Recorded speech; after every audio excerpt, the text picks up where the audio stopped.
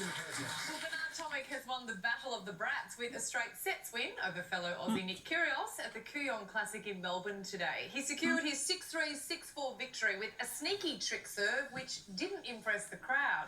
Match point, Bernard Tomic. Well, that was it. It was a sneaky serve.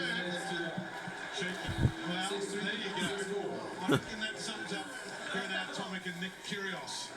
And the big names of world tennis are rolling into town ahead of next week's Oz Open, hitting the practice courts today for a tune-up. And arguably the greatest to ever swing a racket, Roger Federer is here for the Open and a Uniqlo event. And he joins us now. Would you please welcome Roger Federer? You're on. Hello.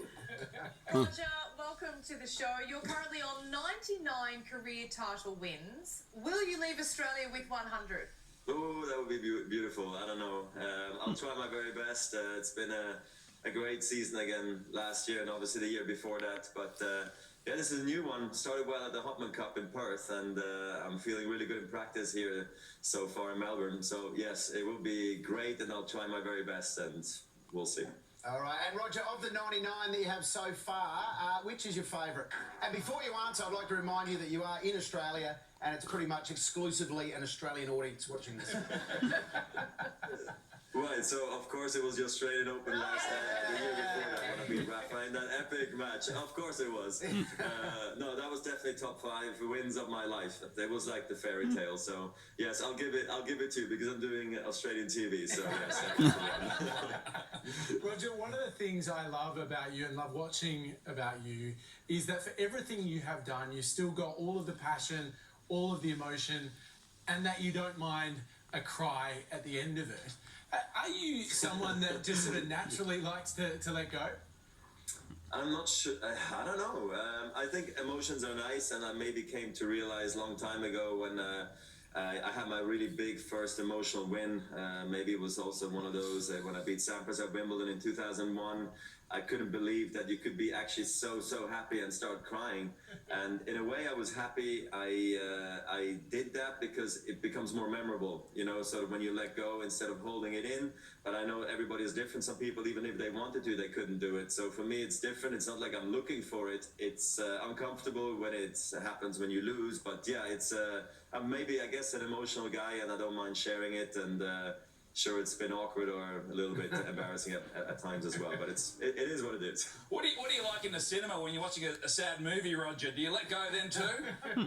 Well, yeah, the worst part I feel like I get most emotional maybe is on planes, you know, watching movies. It's happened to me like you're watching a movie, you're so deep in it, you got the earphones and you're watching, then all of a sudden it's like, would you like a drink? And you're like, what? You know, so that has happened.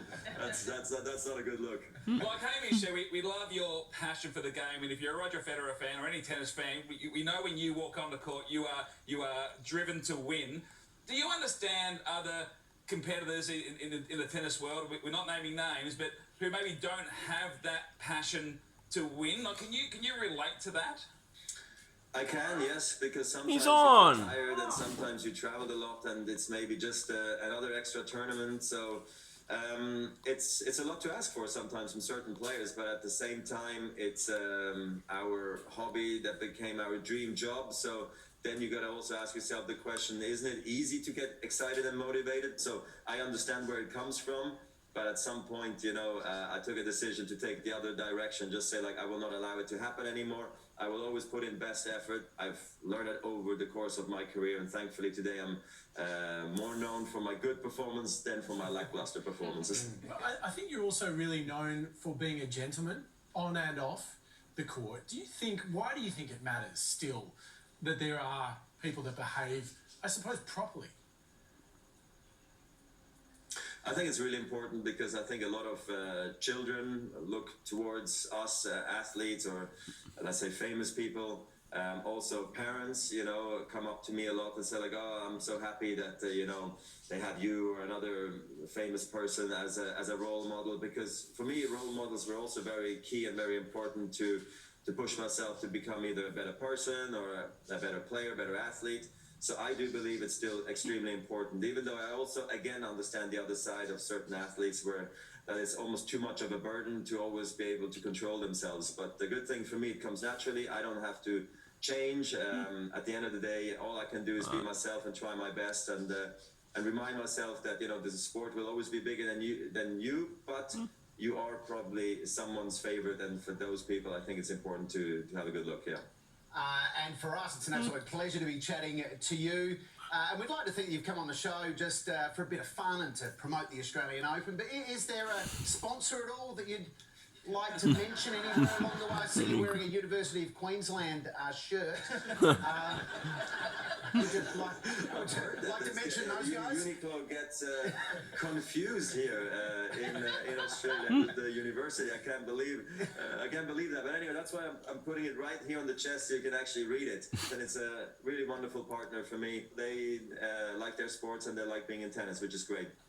We love your honesty, Roger. You've been very honest throughout this interview. So I'm going to ask you a question I wasn't going to ask, which was, all the tennis players come to Australia. Okay. You all say how much you love the Australian Open and you love the country and you love Melbourne, playing in Melbourne. But what's one thing you hate about it? What's one thing you hate?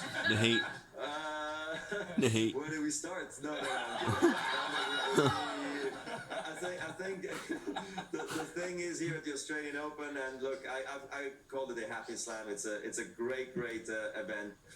The only hard part here is that there's just like 300 players and 300 coaches and guests and more and this and that, and it just ends up being so many people at the site, and it's okay, and we're happy to see each other, but it's like every corner you see someone else, and it's like another handshake, another hello, and another this. Whereas, like, let's just say the Hopman Cup, it's maybe 25, 30 players. So it's super intimate, it's super relaxed and quiet. Whereas here it's just a different animal, and this sometimes can get quite tiring. But otherwise, it's all good. It's tough being popular, isn't it, Roger?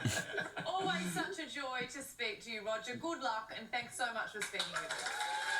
I appreciate it. Have a good day, guys. Thank you. Thanks for having me. Now for a fresh look at an Australian classic. It's cool.